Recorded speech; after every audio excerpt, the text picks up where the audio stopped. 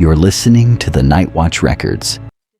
Record entry, 1872.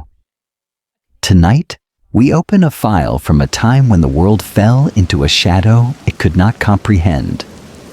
Close your eyes. Imagine the silence of a world that has forgotten the sun. It was November 7th, 1872, and the New York waterfront was a chaotic symphony of iron, salt, and ambition. Among the dozens of ships docked at Staten Island, the Mary Celeste stood out as a picture of maritime reliability. She was a merchant brigantine, sturdy, well-maintained, and freshly refitted for a long haul across the Atlantic.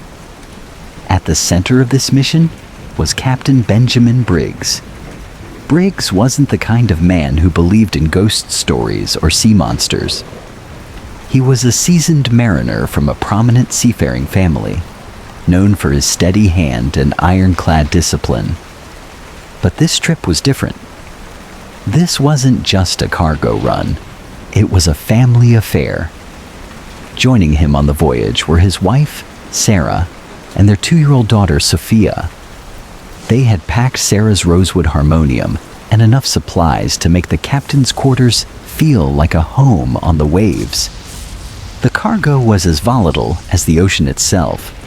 1,701 barrels of industrial alcohol, destined for the fortified wine markets of Genoa, Italy.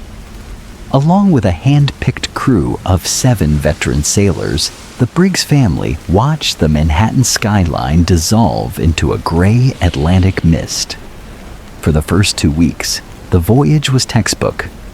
The Mary Celeste cut through the swells with a rhythmic precision, her logs recording steady winds and routine maintenance. But the Atlantic has a way of changing the narrative without warning. By mid-November, the weather turned. The ship was hit by a succession of heavy squalls and shifting winds. Yet, according to the captain's log, there was no panic. Briggs handled the storms with the calm of a man who had seen it all before. The last entry in the logbook was dated November 25th at 8 a.m. They were just off the island of Santa Maria in the Azores. It was a mundane, professional note about the weather and their position. Then the record goes silent. For the next 10 days, the Mary Celeste became a phantom. She wasn't sunken, and she wasn't missing. She was just adrift. She moved through the fog like a discarded toy, guided only by the mindless push of the currents. Nearly 600 miles away, another ship called the Dei Gratia was battling the same rough seas. On December 5th, the lookout spotted a speck on the horizon. As they drew closer, the crew realized something was deeply wrong. It was the Mary Celeste, but she was sailing erratically.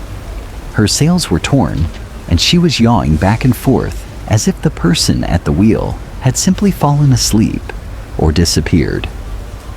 Captain Morehouse of the Dei Gratia, who happened to be a close friend of Benjamin Briggs, watched through his spyglass in disbelief. He signaled the ship, expecting a weary wave from his friend. He got nothing. No flags, no shouts, no signs of life on the deck.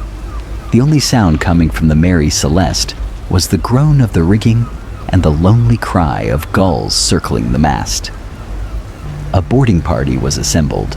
As the small rowboat pulled alongside the ghost ship, the sailors felt a shift in the air. The Mary Celeste was riding high in the water, looking perfectly seaworthy. Yet, she felt hollow.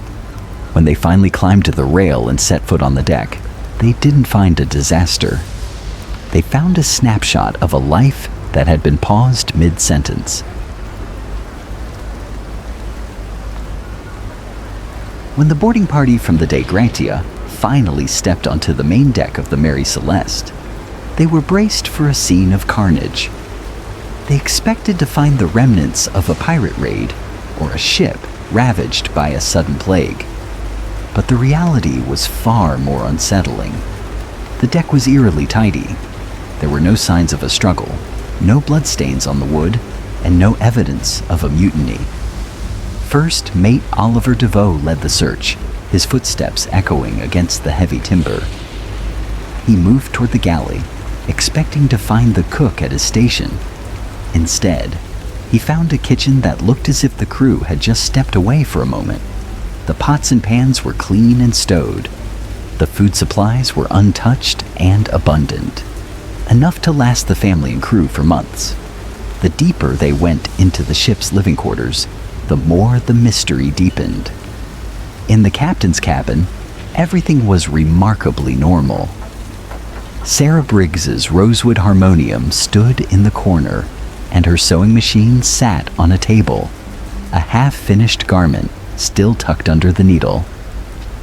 Child's toys were scattered on the floor of the small cabin where 2-year-old Sophia would have slept. It was a domestic scene, frozen in time, but the people who animated it were gone.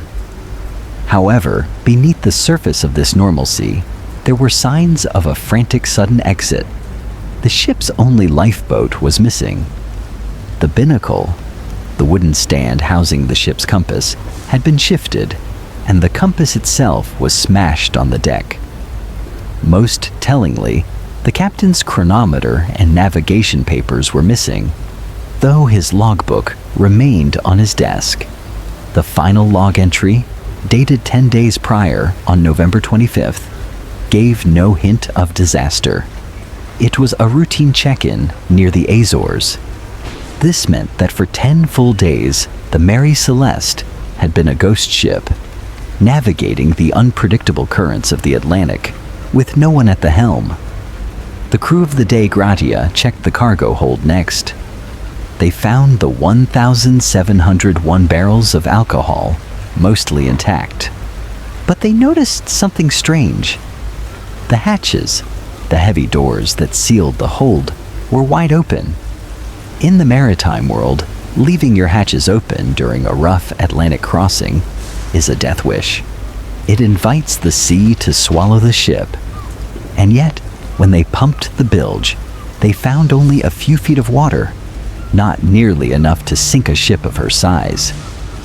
By all accounts, the Mary Celeste was perfectly seaworthy. She was a floating fortress, far safer than a tiny, overcrowded lifeboat in the middle of a winter ocean. The question that hung in the salt air was simple, but terrifying. What could possibly scare a veteran captain like Benjamin Briggs so much that he would abandon a sound ship to take his chances, and the lives of his wife and child, in a small boat on the open sea? As the sun began to dip below the horizon, the men of the Dei Gratia realized they were standing on a vessel that had become a riddle. They hadn't found a wreck. They had found a void. And as they prepared to tow the ship toward Gibraltar, they couldn't shake the feeling that whatever had forced the Briggs family into the dark water was still lurking somewhere in the shadows of the hold. The Mary Celeste was eventually brought into the harbor at Gibraltar, but her arrival only sparked a different kind of storm. The British Admiralty launched an immediate investigation suspecting foul play. They looked for signs of a drunken mutiny or a staged insurance fraud by the Dei Gratia crew, but the evidence wouldn't cooperate. The ship was a silent witness that refused to talk. Over the decades, the story of the Mary Celeste evolved from a maritime report into a global legend. Theories began to swirl like the currents that had carried the ship.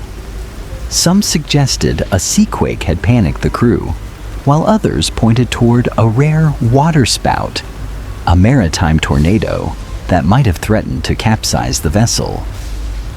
But the most compelling theory lies within the cargo itself. When the 1,701 barrels of alcohol were finally unloaded, 9 of them were found to be empty. These 9 barrels were made of red oak, which is more porous than white oak. It's highly likely that as the ship moved into warmer waters, the alcohol vaporized and leaked out. This would have filled the hold with an invisible, highly flammable, and foul-smelling gas. To a captain responsible for his family, a hissing sound from the hold or a faint smell of fumes could have signaled an imminent explosion. In a moment of pure calculated panic, it is believed that Briggs ordered everyone into the lifeboat, tethering it to the ship with a rope to wait for the air to clear. But the Atlantic is not a place for waiting. A sudden shift in the wind or a sharp swell could have snapped that rope like a thread. The crew would have watched in absolute horror as their sturdy ship, their only chance for survival, drifted away into the fog, leaving them alone in an open boat with no oars and no hope. The fate of the 10 souls on board was never discovered. No bodies ever washed ashore. No wreckage of the lifeboat was ever sighted. They simply vanished into the blue. As for the Mary Celeste, her story didn't end in Gibraltar. She was sold and resold, gaining a reputation as a cursed vessel. She was involved in accidents, fires, and financial ruin for almost every owner who touched her. It was as if the ship was haunted by the absence of the family she had lost. Finally, in 1885, her last captain deliberately ran her onto a reef in Haiti in a desperate attempt at insurance fraud. Even then, the ship refused to sink completely, her timbers remaining visible for years as a jagged reminder of the mystery. Today, the Mary Celeste is gone, reclaimed by the sea and the sand. But she remains the ultimate symbol of the ocean's indifference. It reminds us that even with the best equipment and the most experienced leaders, there is a point where human logic fails and the vastness of the world takes over. The records for 1872 remain open, but the voices of those on board have long since faded into the rhythm of the waves. The story ends here, not with an answer, but with the haunting image of a ship sailing itself through the mist, a ghost of the Atlantic, forever searching for a crew that never came home,